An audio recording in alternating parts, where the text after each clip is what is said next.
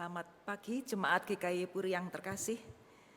Kita bersyukur kepada Tuhan, di rumah Tuhan kita bisa memuji Tuhan dan juga kita akan mendengarkan merenungkan firman Tuhan yang pada pagi hari ini temanya adalah spiritualitas yang membumi. Spiritualitas yang membumi, supaya lebih membumi maka spiritualitas itu kita terjemahkan yaitu kerohanian ya. Kerohanian yang membumi. Lebih membumi lagi adalah hubungan dengan Tuhan yang membumi. Nah, saudara sekalian, firman Tuhan ini mengambil dasar dari Kejadian pasal 45 ayat yang ke-5, 7 dan 8. Saya mengajak kita membaca bersama-sama baik yang di rumah maupun yang ada di sini. Mari kita membaca bersama-sama dengan bersuara. 1, 2, 3. Tetapi sekarang janganlah bersusah hati dan janganlah menyesali diri, karena kamu menjual aku ke sini, sebab untuk memelihara kehidupanlah Allah menyuruh aku mendahului kamu. Maka Allah telah menyuruh aku mendahului kamu untuk menjamin kelanjutan keturunanmu di bumi ini dan untuk memelihara hidupmu, sehingga sebagian besar daripadamu tertolong. Jadi bukanlah kamu yang menyuruh aku ke sini, tetapi Allah, dialah yang telah menempatkan aku sebagai bapak bagi Firaun dan tuan atas seluruh istananya dan sebagai kuasa atas seluruh tanah Mesir. Berikutnya, bahkan di rumah ini ia tidak lebih besar kuasanya daripadaku, dan tiada yang tidak diserahkannya kepadaku selain daripada engkau, sebab engkau istrinya. Bagaimana mungkin aku melakukan kejahatan yang besar ini dan berbuat dosa terhadap Allah? Sampai sekian pembacaan firman Tuhan. Berbahagia kita yang membaca, merenungkan, khususnya yang melakukan dalam kehidupan sehari-hari. Mari kita berdoa.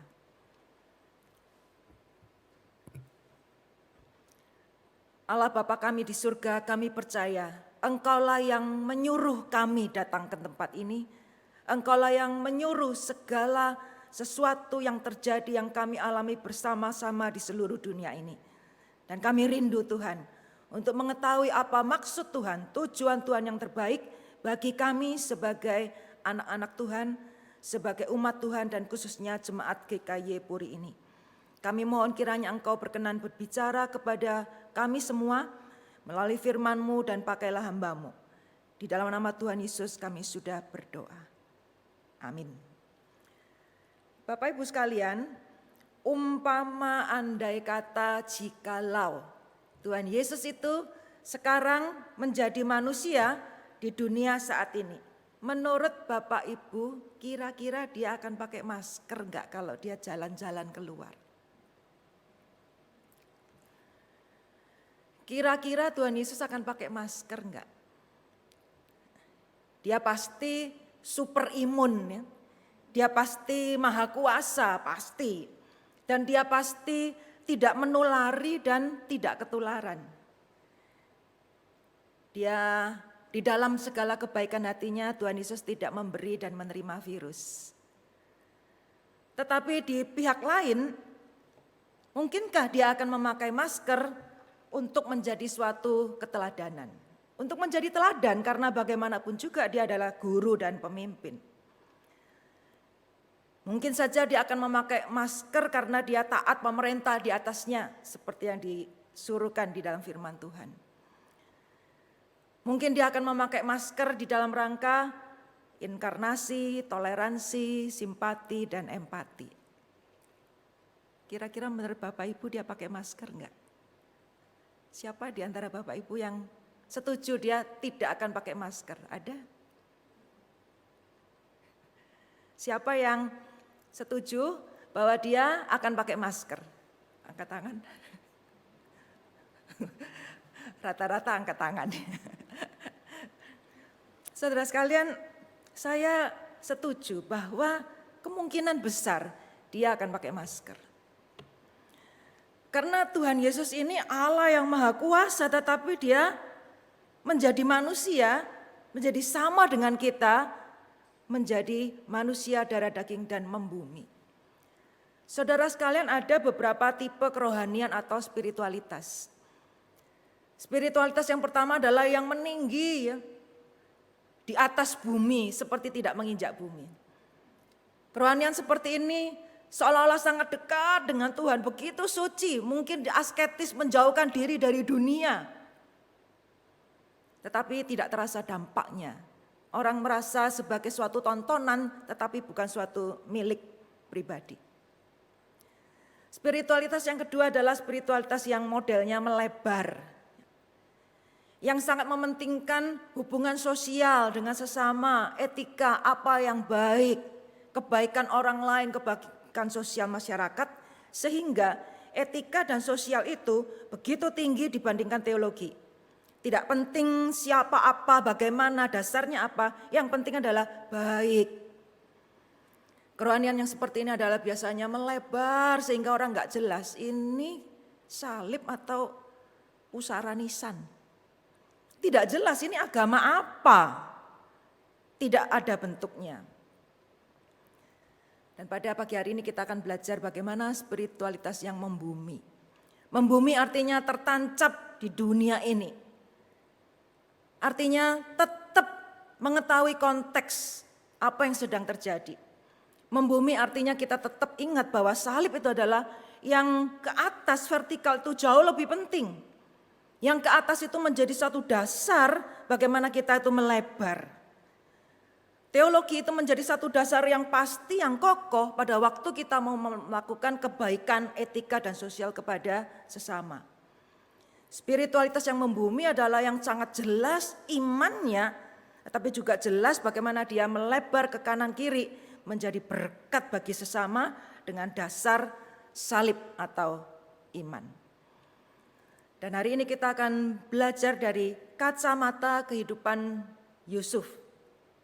Karena Yusuf adalah orang yang sangat mengalami banyak peristiwa di dalam hidupnya, dia banyak harus melakukan new normal di dalam hidupnya.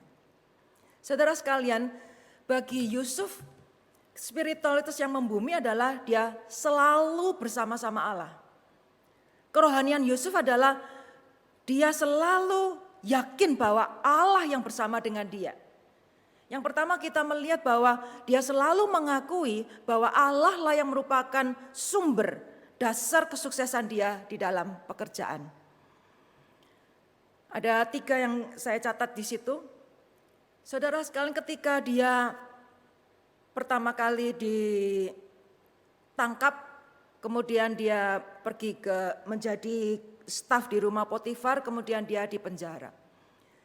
Nah, saudara sekalian, ketika dia sudah dikenal sebagai orang yang bijaksana, bisa menafsirkan mimpi, ketika dia di penjara, dia bertemu dengan juru roti dan juru minuman. Mereka bercerita tentang mimpinya tetapi tidak tahu artinya. Kemudian Yusuf itu langsung dia mengatakan, bukankah Allah yang menerangkan arti mimpi? Jadi ketika ada persoalan orang lain, dia langsung memanggil, Allah pasti bisa.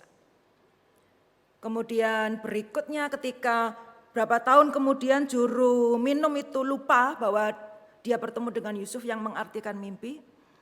Ketika juru minuman itu mendengarkan Firaun mendapatkan mimpi dan tidak ada yang menerangkan artinya. Kemudian juru minum itu memanggil Yusuf. Dan kemudian Firaunlah yang berkata kepada Yusuf, saya dengar kamu bisa yang menafsirkan mimpi.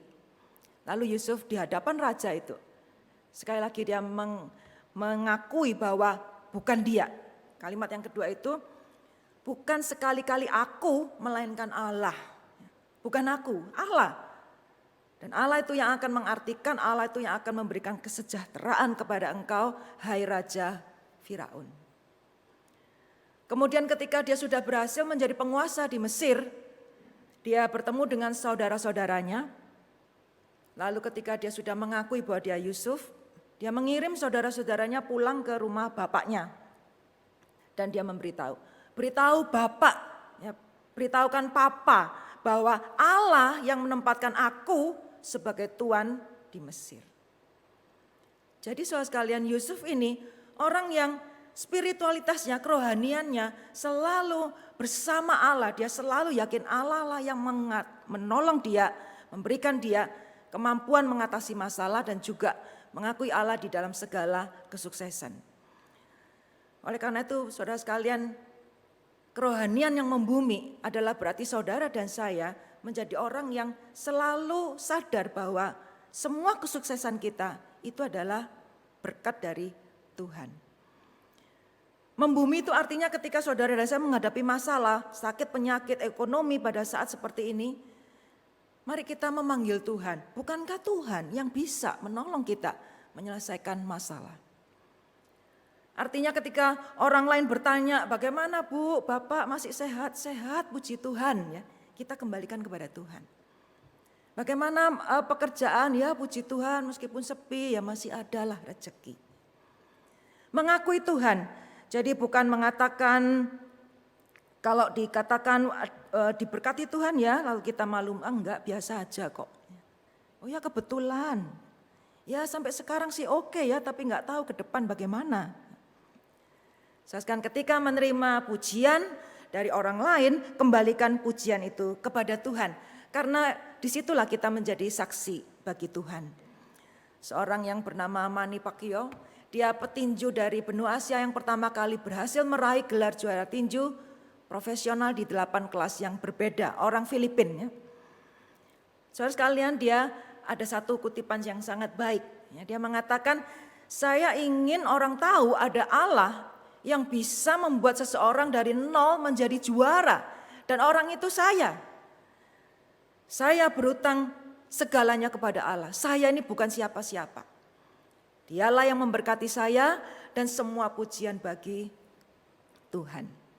Betapa indahnya kalau dalam tanda kutip orang awam yang sukses lalu bersaksi, itu jauh lebih berkuasa mendatangkan pujian bagi Tuhan kita.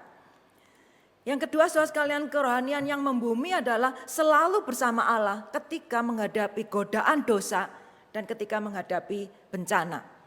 Saudara sekalian, Yusuf seorang yang manis dan erok parasnya, sehingga istri Potifar itu tergoda oleh Yusuf. Ketika suatu kali istri Potifar itu mencoba merayu Yusuf, lalu Yusuf menolak dia dengan kalimat yang seperti ini. Bagaimana mungkin aku berdosa kepada Allah? Jadi Yusuf selalu sadar bahwa melakukan dosa itu bukan cuma masalah dengan sesama manusia. Ayat ini pada awalnya dia mengatakan, tuanku itu baik sekali dan percaya sekali kepada aku, kecuali engkau istrinya tidak diserahkan kepadaku. Lalu Yusuf mengatakan, bagaimana mungkin aku berdosa kepada Allah? Dia tidak mengatakan bagaimana mungkin aku berdosa kepada Potifar. Kerohanian yang membumi adalah ketika kita tergoda untuk melakukan dosa. Kita selalu ingat bahwa dosa itu kita lakukan kepada Allah. Sehingga siapapun yang kita hadapi, mungkin orang yang dalam tanda kutip di bawah kita, pada waktu kita bersalah, berdosa, memperlakukan mereka. Saudara sekalian, kita harus ingat, kita sedang berdosa kepada Allah. Dan inilah yang membuat Yusuf itu takut berdosa. Dan Yusuf juga seorang yang spiritualitasnya itu membumi karena dia selalu yakin semua bencana yang dialami itu adalah di dalam pengetahuan dan kedaulatan Tuhan. Teks yang kita baca di awal tadi, kalau saudara perhatikan, itu ada kata menyuruh, itu diulang-ulang. Allah yang menyuruh, bukan kamu, Allah yang menyuruh, dia menyuruh aku. Jadi Yusuf ini ketika mengalami bencana demi bencana, susul menyusul dalam hidupnya, dia belajar melihat persoalan bencana itu dari kacamata Tuhan. Dia belajar melihat dari atas bahwa Allah lah yang menyuruh dia. Seorang Israel disuruh pergi ke Mesir, bahkan pada akhirnya berakhir di istana Firaun. Dia belajar melihat dari kacamata Tuhan, bukan melihat dari kacamata diri sendiri, betapa malangnya aku ini, hidupku kok sial seperti ini, kenapa kemalangan itu tidak pergi dari hidupku, betapa kasihannya hidupku, aku tidak berdaya, dan seterusnya, dan seterusnya. Dia juga menjadi orang yang selalu sadar Allah selalu bersama-sama dengan dia. Sehingga dia ketika mengalami bencana, dia tidak mencari orang lain untuk dipersalahkan. Tidak mencari kambing hitam. Yang hitam di mana? Tidak. Dia tidak mempersalahkan saudara-saudaranya. Dia tidak mempermasalahkan bapaknya, gara-gara bapaknya pilih kasih maka dia dibenci saudara-saudaranya. Dia tidak mempersalahkan juru roti, juru minum yang lupa sama dia. Spiritualitas yang membumi artinya ketika mengalami bencana bahkan bertubi-tubi selalu yakin bahwa Allah lah yang berkuasa berdaulat. Sehingga dengan demikian maka Yusuf itu menjadi orang yang manis sikapnya, tidak pahit hati. Saudara sekalian kadang-kala melewati berbagai kesulitan. Kadang orang bisa lewat, tapi lewat itu menjadi pahit hati. Hatinya menjadi pahit. Kalau memakai tanda itu bukan senyum ya, tetapi mulutnya jadi cemberut. Kalau enggak cemberut ya flat, ya, menjadi tawar hati. Ada orang mengatakan seperti Daniel keluar dari dapur api, dikatakan situ bau asap pun tidak ada.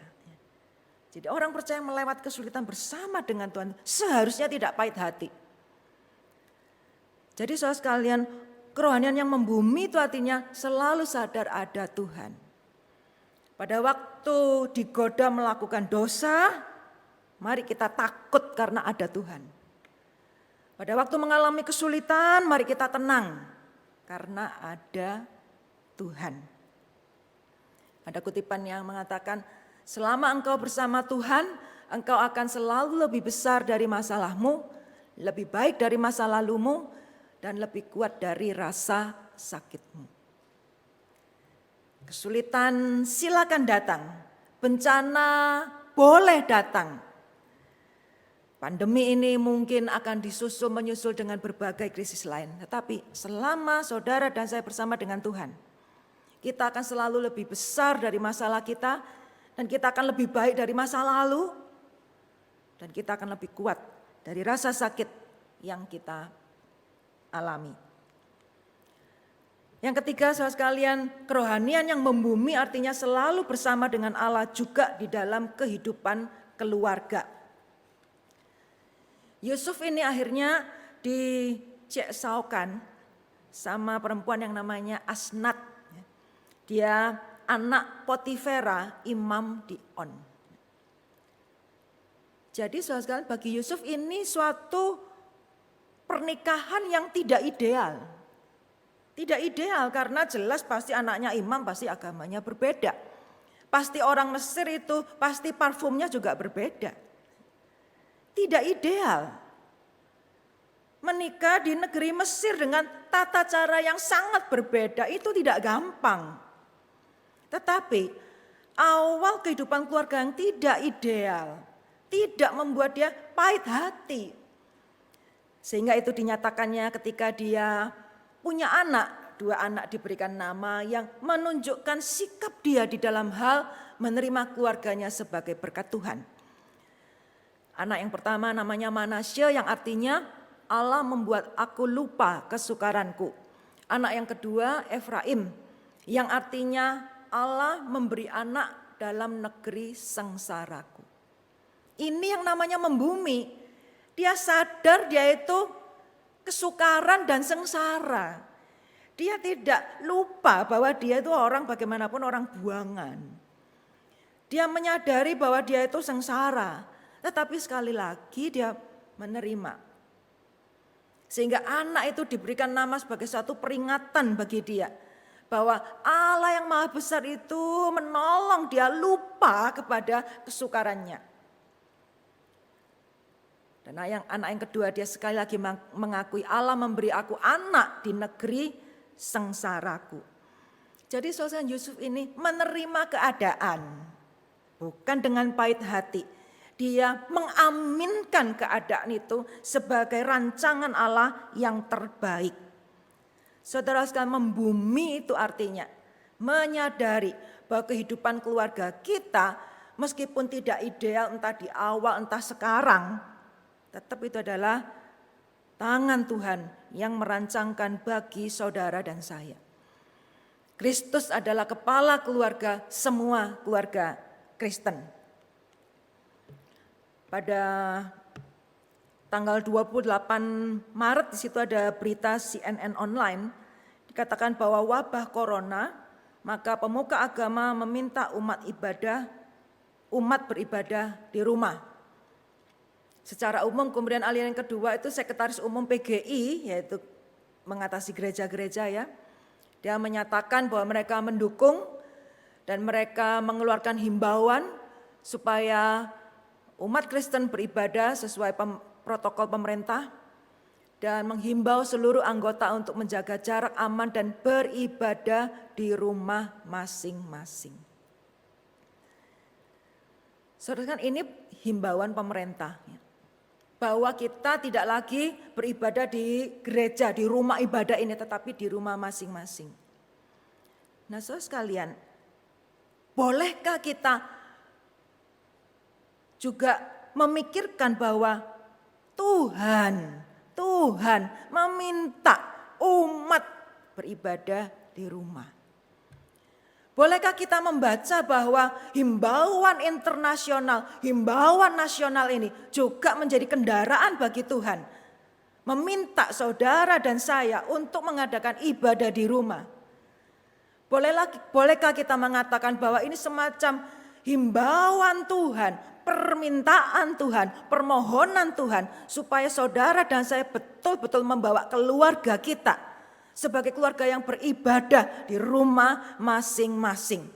Saudara sekalian, iblis itu memakai satu cara yang sangat strategis, yaitu menghancurkan keluarga-keluarga sebagai fondasi masyarakat, menghancurkan keluarga Kristen yang menjadi dasar gereja. Saudara bisa melihat sekarang misalnya di negara Amerika itu porak-poranda seperti itu masyarakatnya. Karena apa? Karena sendi kekuatan keluarga itu menjadi rontok. Keluarga-keluarga itu menjadi hancur, tidak jelas pernikahan, tidak jelas orang tua anak, tidak jelas. Sehingga ketika mengalami krisis, masyarakat ini begitu gampang digoyang. Saudara sekalian, bukankah ini menjadi satu waktu yang sangat tepat ketika gereja-gereja, saudara dan saya, keluarga Kristen diparkirkan oleh Tuhan, dikandangkan oleh Tuhan di rumah kita masing-masing. Bukankah ini waktunya saudara dan saya membawa keluarga kita betul-betul di hadapan Tuhan. Tidak membiarkan anak kita, keluarga kita keleleran, keluyuran kemana-mana dengan internet mereka. Saudara sekalian, ini adalah waktu yang tepat bagi saudara dan saya membawa keluarga kita secara membumi, memiliki spiritualitas, memiliki hubungan dengan Tuhan. Yang terakhir saudara sekalian, spiritualitas yang membumi adalah selalu bersama dengan Allah apapun yang terjadi. Yusuf itu mengalami krisis dan new normal yang bertubi-tubi. Seorang anak emas di rumah, oleh ayahnya diberikan baju yang sangat bagus. Dan Yusuf ini mungkin juga terlena dengan sikap dari ayahnya. Sehingga kita mencatat jubah yang bagus itu dibawa ke padang untuk menemui saudara-saudaranya. Maksudnya apa ya? Jadi mungkin Yusuf juga seorang yang di dalam proses. Nah, saudara, tetapi karena iri dan benci dari saudara-saudara Yusuf itu, kata iri dan benci itu diulang-ulang ya. Jadi karena kebencian itu sudah menumpuk, akhirnya Yusuf itu dijual. Menjadi staf, saya kira permulaannya dari cleaning service. Pelan-pelan karena dia mengerjakan segala sesuatu dengan baik, maka dia dipercaya dengan tanggung jawab yang lebih besar dan lebih besar lagi. Ternyata karena Nyonya Potifar terpaksa dia masuk penjara. Penjara ini jelas yang namanya lockdown itu dialami oleh Yusuf. Penjara itu pasti dia nggak boleh keluar kemana-mana. Juga tidak ada online ya, nggak bisa HP-an, nggak bisa Zoom. Dia ini mengalami berbagai krisis. Tetapi Alkitab mencatat, dia itu manis sikapnya. Seorang anak emas menjadi staf pembantu tidak membuat dia pahit hati. Dia manis sikapnya. Di dalam terjemahan King James dikatakan goodly person, well favored. Dia seorang yang baik, menyenangkan, diajak omong itu enak. Sikapnya itu manis dan dia mengerjakan yang terbaik sehingga di rumah Potifar dikatakan segala sesuatu dikerjakan oleh Yusuf itu semuanya. Tidak hanya yang diminta pokoknya itu saja. Tapi dia mengerjakan lebih dan mengerjakan yang terbaik. Sehingga dicatat di firman Tuhan dia boleh melayani Potifar. Jadi itu semacam asisten pribadi yang dipercaya mengenai makanan minuman. Kalau zaman dulu orang itu sangat takut diracuni. Sehingga boleh melayani Potifar artinya asisten pribadi, sangat dipercaya. Dan juga firman Tuhan mencatat dia berkuasa atas rumah dan segala miliknya. Ini juga diulang-ulang kata segala miliknya. Jadi karena dia itu menyenangkan sikapnya, ditambahi kerjaan tetap dia manis sikapnya, mengerjakan yang terbaik. Sehingga juga ketika dia masuk penjara secara tidak fair ya, karena fitnahan yang pasti wajarnya membuat dia sakit hati. Tetapi dicatat di penjara bahwa dia bekerja dengan baik. Sehingga firman Tuhan mencatat kepala penjara itu mempercayakan semua tahanan. Semua tahanan dipercayakan. Lalu dicatat segala pekerjaan di dalam penjara itu dipercayakan kepada Yusuf. Dan dikatakan kepala penjara itu tidak mencampuri segala yang telah dipercayakan. Jadi artinya dikasih kerjaan itu beres. Hasilnya lebih daripada yang diharapkan. Inilah spiritualitas yang membumi. Menghadapi satu perubahan yang tidak menyenangkan. Perubahan status dari atas ke bawah sekali. Tetap manis sikapnya. Mengerjakan yang terbaik. Konteksnya di mana dia menerima. Bukan cuma menerima tetapi dia menyambut, dia mengaminkan sebagai berkat Tuhan dan dia memanfaatkan apa yang dia alami. New normal itu dia sambut, dia manfaatkan untuk kebaikan. Dan di ujung pasal 50 kita membaca bahwa Yusuf melakukan semua karena dia tahu Allah punya maksud baik. Saudara sekalian, kerohanian yang membumi. Spiritualitas saudara dan saya, kalau kita ini membumi maka kita akan menjadi orang yang tahan banting. Yang siap menyambut new normal dengan sikap yang manis. Tidak sinis dan tidak pesimis. Dan ini sangat kita perlukan pada saat ini. Sebentar lagi kemungkinan pintu gereja akan dibuka untuk Jumat umum. Nah marilah saudara dan saya mempunyai sikap yang manis. Jangan sinis, jangan pesimis karena mungkin kenyamanan itu akan berkurang. Ya, di situ ada gambar gereja yang disemprot ya, desinfektan. Pasti kemungkinan kalau kita buka gereja nanti mungkin baunya bukan bau parfum tapi bau obat. Mungkin nanti kita akan pakai masker, wajib pakai masker ya. Juga ada satu gambar dicontohkan di situ, Wali Kota Bogor yang memberikan contoh. Nanti kalau kita ibadah kemungkinan tadi pakai masker, nyanyi mana enak pakai masker ya kan. Sewangi-wanginya pasta gigi kita lama-lama juga enggak enak ya. Pasti enggak enak. Entah itu bau ruangan, entah itu bau masker kita, entah itu berjauhan. Saudara kan kita masih sedang merundingkan bagaimana untuk mengisi kursi-kursi ini. Bagaimana pemilihan jemaat ya, siapa yang boleh datang, siapa yang enggak dulu. Saudara kan pemimpin-pemimpin gereja sangat takut jemaat itu tersinggung, marah. Sekarang ya. Jadi marilah saudara dan saya sebagai jemaat umat Kristen, kita belajar menyambut new normal itu dengan manis sikap. Pemimpin gereja akan berpikir keras bagaimana ibadah ini bisa dilakukan sesuai protokol. Enggak gampang. Dan yang jemaat saudara diminta bersikaplah manis, ya, menerima. Meskipun ada banyak ketidaknyamanan, ya, sensi, tersinggungan itu dipinggirkan dulu, ya, bukan waktunya sekarang. Saudara dan saya nanti juga mungkin akan lebih longgar, kita boleh keluar, kita tetap ada social distance. Nah, mari kita punya sikap yang manis, jangan tersinggungan kalau mungkin teman kita nggak mau ketemu atau saudara bahkan kerabat kita nggak mau dikunjungi atau tidak mau berkunjung.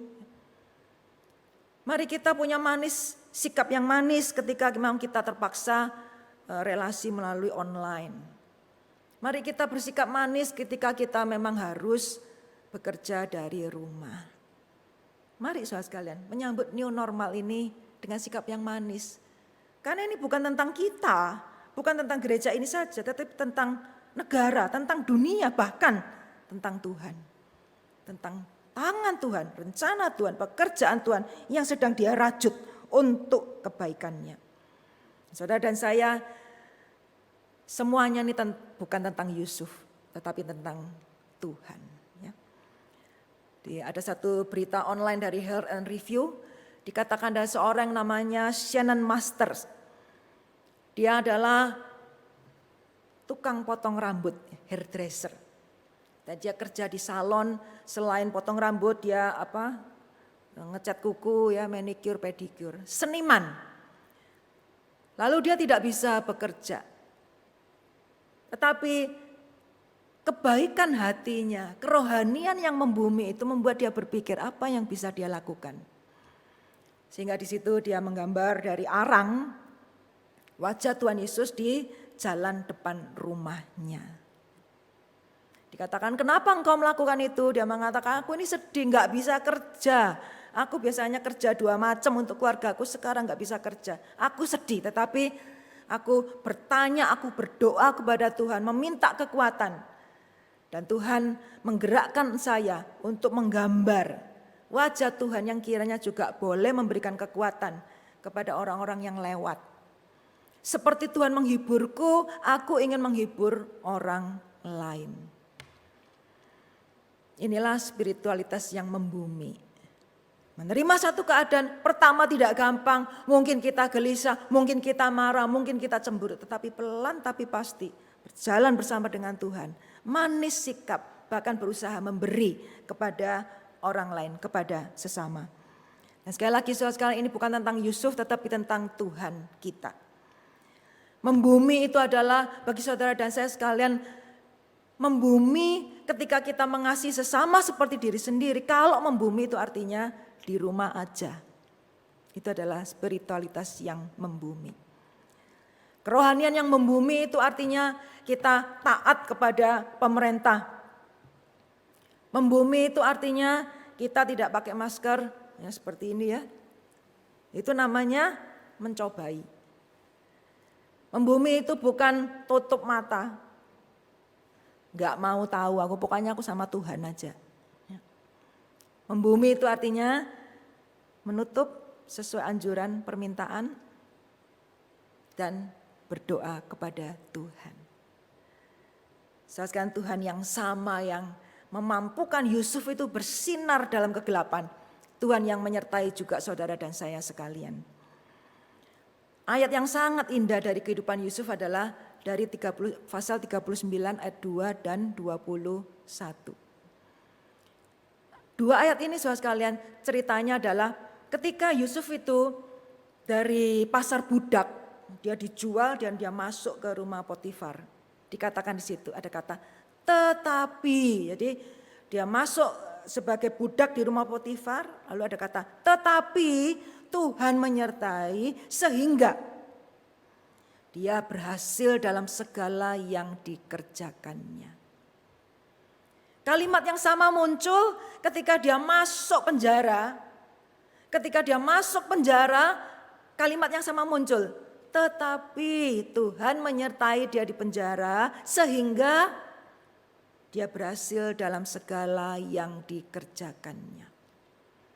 Jadi dalam setiap tahapan kehidupan yang sulit, ketika ada perubahan karena satu bencana yang sangat besar, selalu ada kata, tetapi Tuhan menyertai sehingga Yusuf berhasil. Hal yang sama berlaku bagi kita karena Tuhannya sama. Sehingga kita boleh mengatakan ketika GKY Puri mengalami pandemi, enggak boleh kebaktian di gedung gereja, tetapi Tuhan menyertai sehingga pelayanan pekerjaan Tuhan di GKY Puri berhasil. Hal yang bersama berlaku bagi saudara dan saya, kita terpaksa di rumah saja, tetapi Tuhan menyertai keluarga kita sehingga kita berhasil. Stay at home, work at home, worship from home. Tuhan mengulurkan tangan kepada saudara dan saya. Menggenggam tangan dia, memiliki hubungan spiritualitas yang jelas akarnya kepada iman lebih tinggi dan juga menjadi berkat bagi sesama, manis sikap sehingga Tuhan akan menolong kita melewati pandemi ini berhasil di dalam segala yang kita kerjakan. Mari kita berdoa.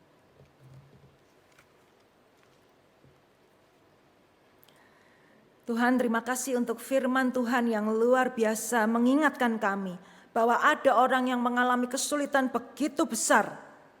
Tapi karena dia memiliki Tuhan, dia bisa menyesuaikan, bahkan memanfaatkan bagi kemuliaan Tuhan. Kiranya Engkau yang menolong kami Tuhan, supaya apa yang kami alami saat ini menolong kami untuk lebih maju, lebih baik secara pribadi dan juga bersama dengan keluarga kami. Tuhan menolong juga gereja GKY Puri ini dengan jemaat, majelis, semua aktivis. Tolong kami Tuhan bersama-sama bergandengan tangan, saling bermanis sikap, menyambut new normal. Sehingga kami semua sama-sama memikirkan apa yang terbaik bagi pekerjaan Tuhan, bagi jemaat Tuhan di tempat ini. Tolonglah kami Tuhan melakukan firman-Mu. Roh Kudus yang berbicara kepada kami, Roh Kudus yang menolong kami melakukan di dalam kehidupan kami sehari-hari. Di dalam nama Tuhan Yesus kami berdoa. Amin.